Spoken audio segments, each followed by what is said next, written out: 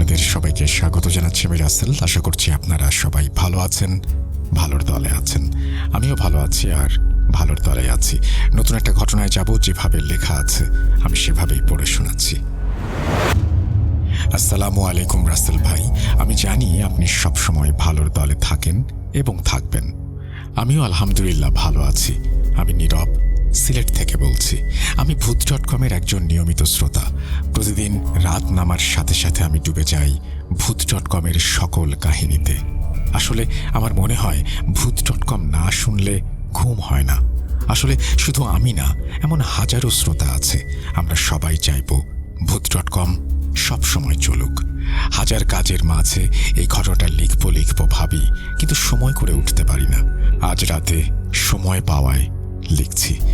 আসলে এটা আমার লেখা প্রথম ঘটনা, তাই ভুল ত্রুটি হলে ক্ষমা সুন্দর দৃষ্টিতে দেখবেন। আজ যা বলবো সেটা আর 5টা ঘটনার মতো না। এটা আমার নিজের জীবনের সত্যি ঘটনা। এই অভিজ্ঞতাটা কতটা ভয়ানক ছিল সেটা আপনি এবং শ্রোতারাই বিচার করবেন।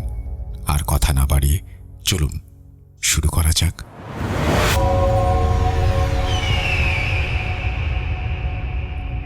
জিন যে মিষ্টি খেতে ভালোবাসে তা তো সবাই জানে।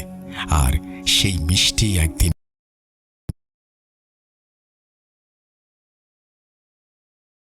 নিয়ে আসে আমাদের বাসায় জিনের কালো ছায়া। ঘটনাটা 2023 সালের।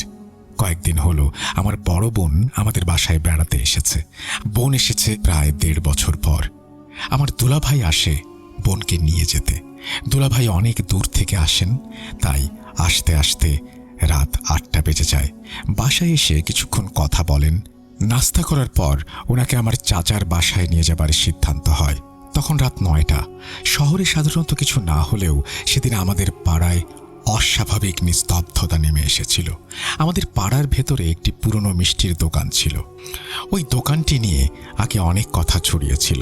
পাশের বাড়ির এক ভাড়াটিয়ার মেয়ে আফিয়া, এটা ছদ্মনাম, তার বয়স 21। তাদের বাসায় আত্মীয় আসায় সেদিন রাতে আমার সঙ্গে সেও মিষ্টি কিনতে যায়। আমরা যখন রাস্তায় যাই, পুরো রাস্তা একদম ফাঁকা ছিল। মিষ্টির দোকানে সাধারণত ভিড় থাকতো, কিন্তু রাত হওয়ায় সেদিন একদম ফাঁকা। আমি বলি, কাকা মিষ্টি আছে? হ্যাঁ, কতটুকু লাগবে? দেন 5 কেজি। বলার সঙ্গে সঙ্গে উনি মিষ্টি ব্যাগে করে আমাকে দিয়ে দেন। তখন আমার পাশে থেকে আফিয়া বলে ওঠে, চাচা আমাকেও দিন তো মিষ্টি 5 কেজি। তখন চাচা বলে ওঠে, মিষ্টি তো আর নাই। আফিয়া ঘোরার সময় লক্ষ্য করে যেখানে মিষ্টি থাকার কথা সেখানে অনেক মিষ্টি। আফিয়া বলে ওঠে, ওই তো চাচা, ওই যে থালায় মিষ্টি আছে। তখন চাচা আমতা আমতা করে বলে, ওই মিষ্টি তুমি কি নেবে? আমি বলে উঠি, কেন, মিষ্টিগুলো কি নষ্ট? চাচা বলেন, না না, তেমন কিছু না। আফিয়া বলল, তাহলে দিয়ে দিন। কাকা একটু ভেবে মিষ্টিগুলো দিয়ে দিলেন। মিষ্টি নিয়ে ফেরার সময় আমি টের পাই আমার পেছনে কিছু একটা শব্দ হচ্ছে। বোঝার চেষ্টা করতেই বুঝতে পারি কারো হাঁটার শব্দ। প্রথমে ভাবি হয়তো আমার মনের ভুল, কিন্তু কিছুক্ষণ পর আবার সেই অনুভূতি হয়। এবার ভাবি আফিয়া আমার সঙ্গে হাঁটার কারণে এমন শব্দ হচ্ছে। রাত 12টায় চাচার বাসায় খাওয়া দাওয়া সেরে বাসায় ফিরে আসি। জানিয়ে রাখি, পরদিনই দুলাভাই ফিরে যাবেন।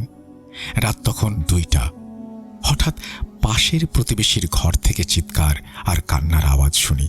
আমরা ভয় পেয়ে যাই, বিশেষ করে আমি, কারণ মনে পড়ে যায় সেই পেছনের হাঁটার আওয়াজ। আমি, মা এবং বাবা একসঙ্গে ওদের ঘরে যাই। দেখি আফিয়া ভীষণ অস্বাভাবিক আচরণ করছে। সে দেখতে হ্যাংলা পাতলা, শরীরে কোনো শক্তি নেই বললেই মনে হয়। আমরা ঘরে গিয়ে দেখতে পাই সে ভয়ঙ্করভাবে চিৎকার করছে এবং আঙুল দিয়ে কিছু একটা ইশারা করছে। তার মা তাকে ধরে রাখার চেষ্টা করছে। তার ভেতরে যেন অস্বাভাবিক শক্তি চলে এসেছে। যাকে দেখলে মনে হয় তার ভেতর কোনো শক্তিই নেই। সে তার প্রাপ্তবয়স্ক মাকে বিছানা থেকে ফেলে দেয়। তখন আমরা বুঝতে পারি এখানে অন্য কোনো শক্তির প্রভাব আছে। মা দ্রুত আমাদের ঘরে গিয়ে এক মুঠো সর্ষে নিয়ে আসে। আগেই বলে রাখি, আমার মামার বাড়ির এদিকে সবাই একটু কবিরাজি বিদ্যা জানেন। আমার মা কিছু মন্ত্র পড়ে সরিষা ছিটিয়ে দেন। তখন সে আরো বিকটভাবে চিৎকার করে ওঠে। তারপর একসময় অজ্ঞান হয়ে যায়। পরদিন সকালে তার জ্ঞান ফেরে। জিজ্ঞেস করলে সে জানায়, আমি রান্না করছিলাম, রান্না করতে করতে হঠাৎ আমার ফোন বাজে। আমি আমার বেডরুমে আসি, তখন যা দেখি, আমি দেখি আলনার পাশে একটা কালো অবয়ব দাঁড়িয়ে আছে, কালো কাপড় পরা, হাতে ভাঙা লাঠি, মুখটা ঢাকা, কিন্তু চোখ দুটো জলজল করছিল। আমি থমকে দাঁড়াই। আমি বুঝতে পারছিলাম না কি করব। আমি চিৎকার করার চেষ্টা করছি, কিন্তু আমার মুখ দিয়ে কোনো আওয়াজ বের হচ্ছে না। তখন সে আমার দিকে হাত বাড়িয়ে দেয়। এরপর আমার আর কিছু মনে নেই। এর পরদিন যখন আমি মিষ্টির দোকানে ভিন্ন ভিন্ন অবস্থায় পড়ে আছে, সেদিন রাতে যখন তোমরা আসলে, ওই মেয়েটি মিষ্টিগুলো দিতে বলল। আমি মানা করলাম, তা সত্ত্বেও জানি না এগুলো তোমাদেরকে দিয়ে দেই। এতটুকু শোনার পর আমি বুঝে গিয়েছি আসলে সেদিন সেই পায়ের আওয়াজটা কার ছিল, কে আমার পিছু পিছু আসছিল। আমি বাসায় ফিরে আসি, সবাইকে সবকিছু খুলে বলি। আফিয়ার মা বাবা ওই মিষ্টিওয়ালা কাকুর উপরে অনেক রেগে যান। আমরা কোনোভাবে ব্যাপারটা সামলাই। পরে আফিয়ার বাবা মা একজন কবিরাজের কাছ থেকে তাবিজ নিয়ে আসেন, সেটা তাকে পরিয়ে দেন। এখন আমাদের বাসায় অদ্ভুত কিছুর উপস্থিতি আমরা অনুভব করি। আফিয়াদের ঘরের পাশে ছোট একটা রাস্তা আছে, সেখানে একটা আম গাছ। মাঝে মাঝে রাতে সেখানে কালো কাপড় পরা একজনকে হাঁটতে দেখা যায়। আমাদের বাসাতেও রাতে কারো কথা বলার আওয়াজ শুনি। আম গাছের ভেতর থেকে মাঝে মাঝে ভয়ানক কান্নার আওয়াজও আসে। লেখায় কোনো ভুল ত্রুটি হলে ক্ষমা সুন্দর দৃষ্টিতে দেখবেন। আশা করি ঘটনাটা আপনাদের ভালো লেগেছে। এই ঘটনা যদি সিলেক্টেড হয়, তাহলে আমার সঙ্গে ঘটে যাওয়া ভালোর তলায় আছি। নতুন একটা ঘটনায় যাব, যেভাবে লেখা আছে আমি সেভাবেই পড়ে শোনাচ্ছি। আসসালামু আলাইকুম রাসেল ভাই, আমি জানি আপনি সবসময় ভালোর দলে থাকেন এবং থাকবেন। আমিও আলহামদুলিল্লাহ ভালো আছি। আমি নীরব, সিলেট থেকে বলছি। আমি ভূত.কমের একজন নিয়মিত শ্রোতা। প্রতিদিন রাত নামার সাথে সাথে আমি ডুবে যাই ভূত.কমের সকল কাহিনীতে।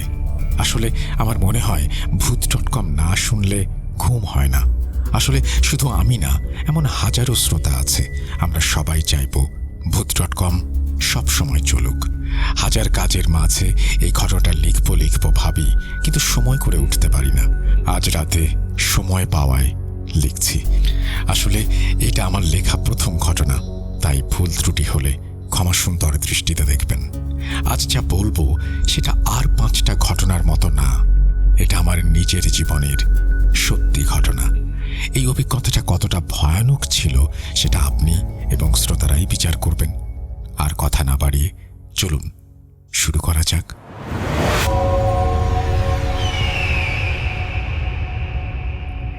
জিন যে মিষ্টি খেতে ভালোবাসে তা তো সবাই জানে। আর সেই মিষ্টি একদিন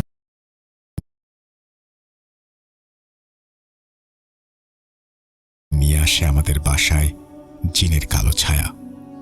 ঘটনাটা 2023 সালের। কয়েকদিন হলো আমার বড় বোন আমাদের বাসায় বেড়াতে এসেছে। বোন এসেছে প্রায় 1.5 বছর পর। আমার দুলাভাই আসে বোনকে নিয়ে যেতে। দুলাভাই অনেক দূর থেকে আসেন, তাই আসতে আসতে রাত 8টা বেজে যায়। বাসায় এসে কিছুক্ষণ কথা বলেন। নাস্তা করার পর ওনাকে আমার চাচার বাসায় নিয়ে যাবার সিদ্ধান্ত হয়। তখন রাত 9টা।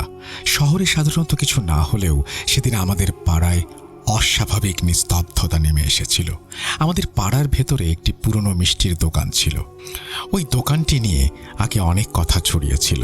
পাশের বাড়ির এক ভাড়াটিয়ার মেয়ে আফিয়া, এটা ছদ্মনাম, তার বয়স 21, তাদের বাসায় আত্মীয় আসায় সেদিন রাতে আমার সঙ্গে সেও মিষ্টি কিনতে যায়। আমরা যখন রাস্তায় যাই, পুরো রাস্তা একদম ফাঁকা ছিল। মিষ্টির দোকানে সাধারণত ভিড় থাকতো, কিন্তু রাত হওয়ায় সেদিন একদম ফাঁকা। আমি বলি, কাকা মিষ্টি আছে? হ্যাঁ, কতটুকু লাগবে? দেন 5 কেজি। বলার সঙ্গে সঙ্গে উনি মিষ্টি ব্যাগে করে আমাকে দিয়ে দেন। তখন আমার পাশে থেকে আফিয়া বলে ওঠে, চাচা আমাকেও দিন তো মিষ্টি 5 কেজি। তখন চাচা বলে ওঠে, মিষ্টি তো আর নাই। আফিয়া ঘোরার সময় লক্ষ্য করে যেখানে মিষ্টি থাকার কথা সেখানে অনেক মিষ্টি। আফিয়া বলে ওঠে, ওই তো চাচা, ওই যে থালায় মিষ্টি আছে। তখন চাচা আমতা আমতা করে বলে, ওই মিষ্টি তুমি কি নেবে? আমি বলে উঠি, কেন, মিষ্টিগুলো কি নষ্ট? চাচা বলেন, না না, তেমন কিছু না। আফিয়া বলল, তাহলে দিয়ে দিন। কাকা একটু ভেবে মিষ্টিগুলো দিয়ে দিলেন। মিষ্টি নিয়ে ফেরার সময় আমি টের পাই আমার পেছনে কিছু একটা শব্দ হচ্ছে। বোঝার চেষ্টা করতেই বুঝতে পারি কারো হাঁটার শব্দ। প্রথমে ভাবি হয়তো আমার মনের ভুল, কিন্তু কিছুক্ষণ পর আবার সেই অনুভূতি হয়। এবার ভাবি আফিয়া আমার সঙ্গে হাঁটার কারণে এমন শব্দ হচ্ছে। রাত 12টায় চাচার বাসায় খাওয়া দাওয়া সেরে বাসায় ফিরে আসি। জানিয়ে রাখি, পরদিনই দুলাভাই ফিরে যাবেন। রাত তখন 2টা। হঠাৎ পাশের প্রতিবেশীর ঘর থেকে চিৎকার আর কান্নার আওয়াজ শুনি। আমরা ভয় পেয়ে যাই, বিশেষ করে আমি, কারণ মনে পড়ে যায় সেই পেছনের হাঁটার আওয়াজ। আমি, মা এবং বাবা একসঙ্গে ওদের ঘরে যাই। দেখি আফিয়া ভীষণ অস্বাভাবিক আচরণ করছে। সে দেখতে হ্যাংলা পাতলা, শরীরে কোনো শক্তি নেই বললেই মনে হয়। আমরা ঘরে গিয়ে দেখতে পাই সে ভয়ঙ্করভাবে চিৎকার করছে এবং আঙুল দিয়ে কিছু একটা ইশারা করছে। তার মা তাকে ধরে রাখার চেষ্টা করছে। তার ভেতরে যেন অস্বাভাবিক শক্তি চলে এসেছে। যাকে দেখলে মনে হয় তার ভেতর কোনো শক্তিই নেই। সে তার প্রাপ্তবয়স্ক মাকে বিছানা থেকে ফেলে দেয়। তখন আমরা বুঝতে পারি এখানে অন্য কোনো শক্তির প্রভাব আছে। মা দ্রুত আমাদের ঘরে গিয়ে এক মুঠো সর্ষে নিয়ে আসে। আগেই বলে রাখি, আমার মামার বাড়ির এদিকে সবাই একটু কবিরাজি বিদ্যা জানেন। আমার মা কিছু মন্ত্র পড়ে সরিষা ছিটিয়ে দেন। তখন সে আরো বিকটভাবে চিৎকার করে ওঠে। তারপর একসময় অজ্ঞান হয়ে যায়। পরদিন সকালে তার জ্ঞান ফেরে। জিজ্ঞেস করলে সে জানায়, আমি রান্না করছিলাম। রান্না করতে করতে হঠাৎ আমার ফোন বাজে। আমি আমার বেডরুমে আসি। তখন যা দেখি, আমি দেখি আলনার পাশে একটা কালো অবয়ব দাঁড়িয়ে আছে। কালো কাপড় পরা, হাতে ভাঙা লাঠি, মুখটা ঢাকা, কিন্তু চোখ দুটো জ্বলজ্বল করছিল। আমি থমকে দাঁড়াই। আমি বুঝতে পারছিলাম না কি করব। আমি চিৎকার করার চেষ্টা করছি, কিন্তু আমার মুখ দিয়ে কোনো আওয়াজ বের হচ্ছে না। তখন সে আমার দিকে হাত বাড়িয়ে দেয়। এরপর আমার আর কিছু মনে নেই। এর পরদিন যখন আমি মিষ্টির দোকানে ভিন্ন ভিন্ন অবস্থায় পড়ে আছে, সেদিন রাতে যখন তোমরা আসলে, ওই মেয়েটি মিষ্টিগুলো দিতে বলল। আমি মানা করলাম। তা সত্ত্বেও জানি না এগুলো তোমাদেরকে দিয়ে দেই।